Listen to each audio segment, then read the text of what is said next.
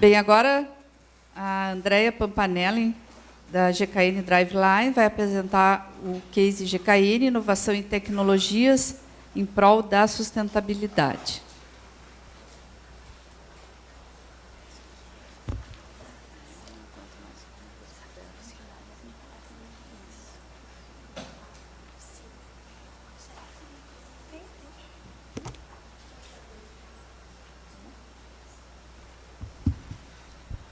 Oi, gente, boa tarde, tudo bem? Primeiro, muito obrigada pelo convite, é um prazer estar aqui. O que eu vou trazer aqui hoje é um pouco não é um case, é um pouco da minha experiência, do que eu construí durante o doutorado, das parcerias que a gente desenvolveu, e sim, vou contar um pouco da história da empresa que eu trabalho há mais de 17 anos, a GKN, dentro dessa trajetória relacionada à questão de sustentabilidade. Normalmente eu falo muito rápido, então eu sou meio ansiosa, mas eu vou tentar explicar as coisas de uma forma pausada e também respeitar o tempo, porque eu sei que todo mundo já está bem cansado, tá bem? Para quem não conhece a GKN, aqui em Porto Alegre, a GKN é conhecida como Antiga Álvaros, né? Fica localizada na Zona Norte. Enfim, mas a GKN ela é uma multinacional inglesa, ela tem mais de 250 anos de história. Na verdade, ela é uma das remanescentes da Revolução Industrial, e ela foi uma empresa que sempre se reinventou ao longo do tempo, quer dizer, ela produziu ferro, depois aço, depois artefatos vinculados a ferro e aço. Hoje ela tem 4 unidades, 4 divisões no mundo, então uma unidade automotiva, na qual aqui eu faço parte, tem uma unidade voltada a trabalhar com sistemas fora de estrada, uma unidade aeroespacial e outra que faz trabalhos mais manufatureiros. A gente tem mais de 40, 50 mil funcionários, são 140 unidades fabris em mais de 30 países. Então, é uma empresa grande, normalmente ela não vende para o consumidor final, ela produz coisas que é utilizado para bens de consumo de grande, de grande porte, e ela, nos últimos tempos, ela se posicionou tentando trabalhar fortemente no que se diz respeito de ter um sistema enxuto, né, de usar sistemas Lean e de ter uma estrutura bacana com relação ao meio ambiente. A GKN, então, aqui no Brasil, ela tem 2 unidades de negócio, fabris, então, a de Porto Alegre, que fica na Zona Norte, muitos de vocês devem conhecer, outra em Charqueadas, a gente tem um escritório de vendas em São Paulo, e produz, então, o que se chama semi-eixo Somocinet, que vão para mais de 85% do mercado nacional de veículos. Então, as unidades, enfim, são mais de 2.000, quase 2.000 colaboradores, numa área agora espremida pela cidade, aqui em Porto Alegre, e uma área com um pouco mais de espaço lá em Charqueadas. Então, dentro dessa trajetória de Lean, vocês vão entender um pouquinho por que eu estou falando disso, essa trajetória começou há mais de 10 anos, em 2003, como uma filosofia realmente de negócio, ou seja, tentando estabelecer dentro da empresa essa ideia de melhoria contínua, quer dizer, vamos trabalhar em otimizar o fluxo de valor, a cadeia como um todo, e a partir daí, então, criar os nossos planos e as nossas melhorias. No que diz respeito ao meio ambiente, a gente, isso é um pouco da minha história também como vida, a gente vem trabalhando há muito tempo, usando em tudo que existe em termos de tecnologia possível no que se diz respeito ao meio ambiente, fazendo parceria com universidades, institutos de pesquisa. Então, quase todas as universidades, institutos de pesquisa em que eu tive acesso, em que nós tivemos enquanto time dentro da GKN, a gente tentou estabelecer algum tipo de parceria para desenvolver algum tipo de projeto, e vem sempre pensando como a gente pode utilizar isso para fazer melhor, para transformar o nosso ambiente, principalmente nas unidades do Brasil, e em unidades cada vez mais não sustentáveis como um todo, porque o tema é muito amplo, mas tentar fazer melhor do que nós fazíamos antes, aprender com isso e desenvolver a partir daí. Então, com isso a gente desenvolveu, sim, muitos projetos de pesquisa com muitas universidades, e foi traçando a nossa trajetória.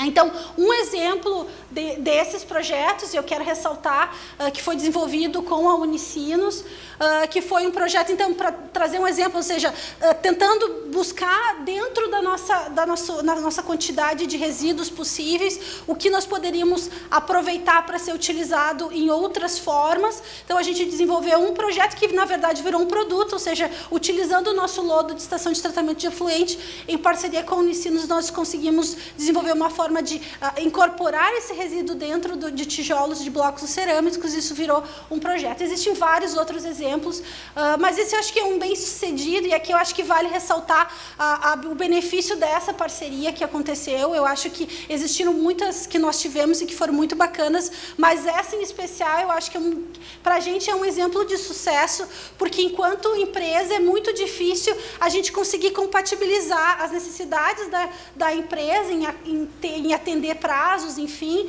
e trabalhar com a universidade que tem um ritmo de pesquisa, de inovação. Então, eu acho que esse casamento funcionou muito bem e a gente conseguiu desenvolver algo de real que foi muito bacana, e eu acho que isso foi uma coisa muito boa que nós fizemos. Existem outros exemplos, tá? E aí, bom, nós fizemos tudo isso, a gente, durante essa trajetória toda, a gente melhorou os indicadores, aquela coisa toda, e tá bem. E isso é suficiente, né? E que nós paramos para pensar.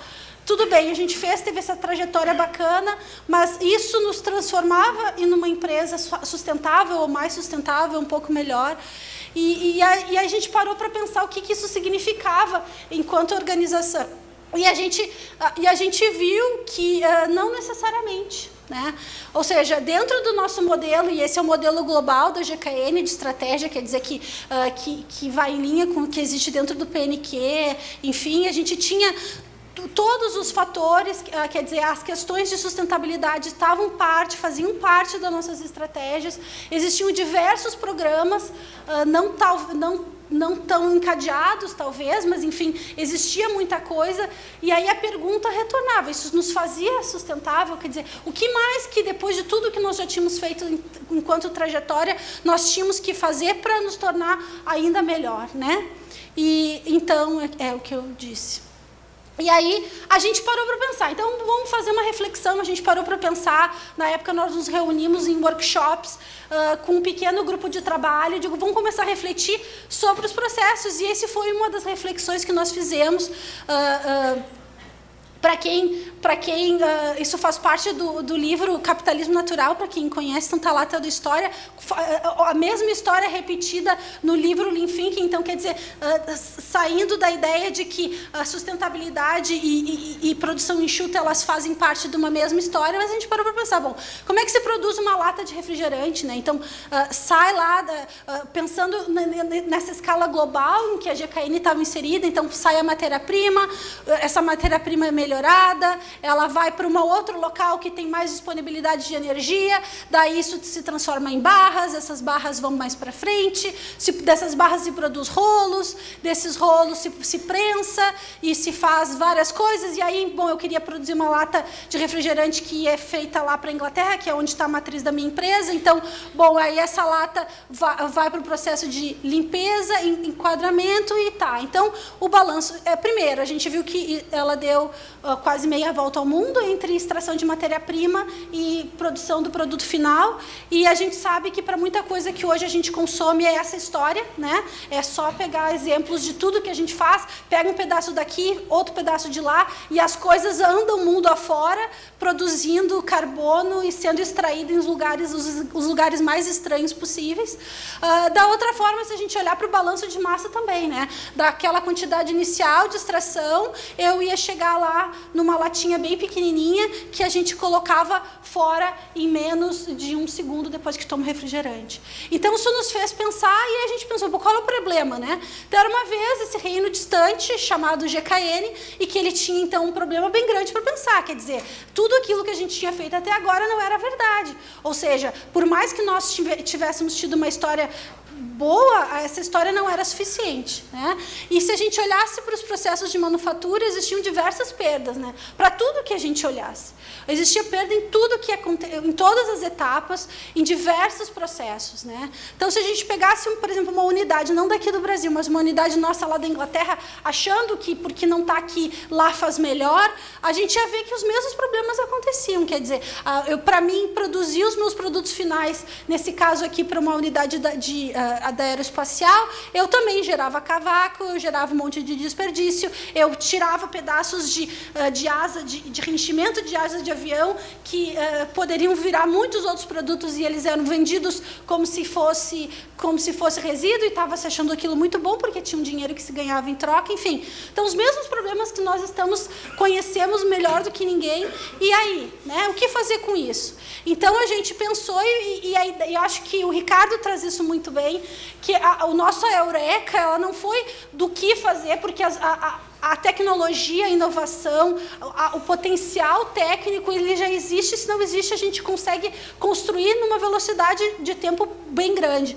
Mas o grande diferencial está em tentar entender em que paradigma a gente vai estar mudando. E o nosso paradigma foi entender que, no nosso caso, a gente, para poder andar para frente, nós tínhamos que nos integrar ao que existia na nossa manufatura. E não era entender como os outros faziam, mas entender como a nossa empresa trabalhava, como ela tinha se posicionado enquanto estrutura de manufatura, e, a partir daí, usar esses processos para poder melhorar o todo. Então, ou seja, em outras palavras, era que nós tínhamos que adaptar essas estratégias para as nossas coisas e fazer isso melhor. Então, foi aí que surgiu a ideia, né, do modelo em que a gente vem trabalhando desde 2008. Então, é uma jornada grande. Ou seja, a gente pensou, vamos usar o sistema de produção que já existe, né, o Lean Enterprise, e incorporar dentro desse modelo de produção enxuta, reconhecido, usado mundialmente, com várias ramificações, para trabalhar a questão ambiental. Então, foi isso que nós fizemos. Foi isso que nós fizemos.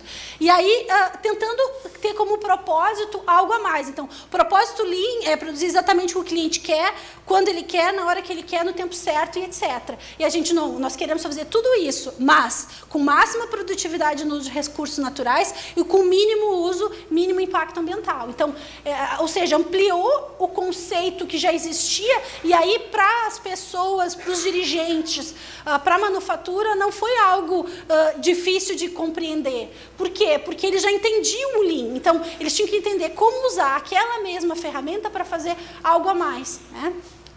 Então, dentro do modelo da Toyota, ou seja, a gente, em outras palavras, e isso aqui tem bastante coisa por trás, mas a gente estava incorporando uma nova dimensão, as 4 dimensões que já existem de Lean Enterprise e que são mundialmente conhecidas, né?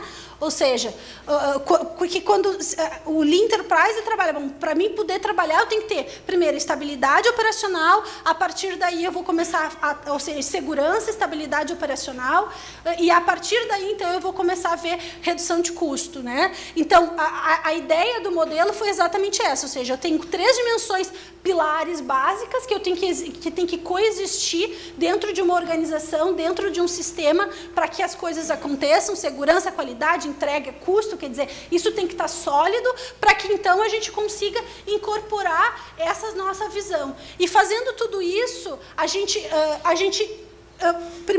as dimensões anteriores, elas já trazem benefício ambiental. Então, a ideia foi utilizar isso como uma forma de trabalhar, tá?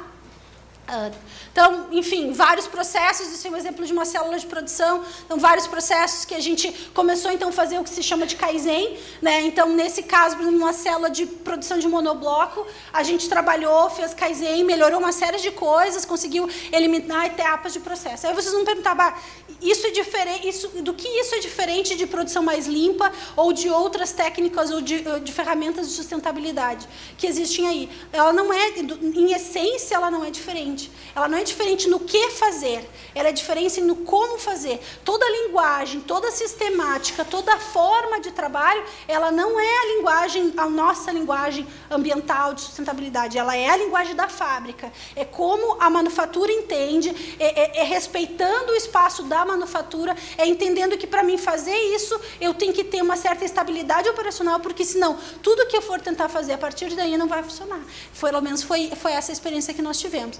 Então, a partir daí, nós fizemos vários kaizens, primeiramente, e aí, o que foi acontecendo? À medida em que a gente fazia, em que a gente envolvia as pessoas, que a gente envolvia os funcionários, e fazíamos kaizen, testávamos, a gente não só ganhava maior aderência, ganhava conhecimento, compartilhava experiências, aprendia um com o outro, mas também nós ganhávamos uma coisa que para a empresa foi muito bacana, que foi começar a reduzir custo. E isso acontece até hoje. Então, nos primeiros kaizens a gente reduziu 300 mil reais, aí depois foi mais $500 mil, e assim foi indo. E a gente está falando de dinheiro que vai estar repercutindo no total dos ganhos da empresa como um todo. Então, com a aplicação do modelo no segundo nível de fluxo, primeiro ele é aplicado para células de produção, então os ganhos nesse caso eles são menores, mas quando a gente expande isso para um fluxo estendido, bom, aí os ganhos são muito maiores, né? Então, em 3, 4 ciclos de melhorias que nós fizemos com todo o trabalho,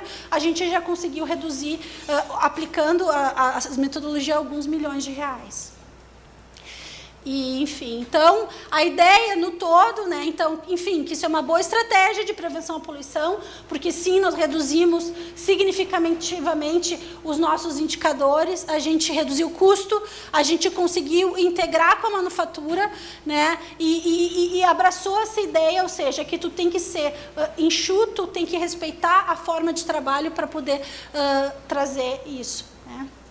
E, bom, qual é o futuro? Bom, o futuro é a gente tentar trabalhar, a gente enxerga isso como um modelo que pretende motivar uma caminhada, né? Uma caminhada que começou com essa ideia, mas que a ideia é que a gente vai conseguir trabalhar com outros pilares para poder chegar e ir para frente, né? E, bom, eu publiquei um livro disso, então quem tiver interesse está disponível, né? Com parte da história, os resultados e tudo que a gente fez durante essa trajetória. Tá bem?